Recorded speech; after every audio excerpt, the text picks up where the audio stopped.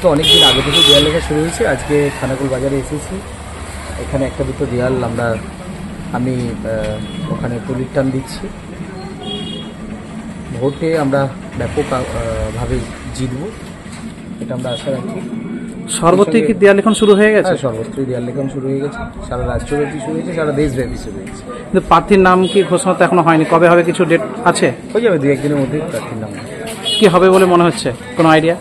Party যাকে পাঠাবে, party যাকে মনোনীত করবে তিনি আমাদের প্রার্থী। খানাকুলে রাজারাম মন্দির মুখে উচ্চারণ হলো, আর ওইটুকু বলতে পারলেন না। রেলটা উনি ঘোষণা করলে তো সমস্যায় পড়বে। সমস্যার বিষয় হচ্ছে সরকার ঘোষণা করছে, বারবার বাঙালি বিশেষ করে লাইনটা আছে, বিষ্ণুপুর লাইনটা হয়নি একমাত্র রাজ্য সরকারের অসহযোগিতার কারণে। এখন কেন্দ্রীয় সরকার যদি নতুন প্রজেক্ট ঘোষণা করে সেটাকে সাকসেস করতে পারবে না, শেষে উল্টে বলবে ঘোষণা করাই স্বাভাবিক।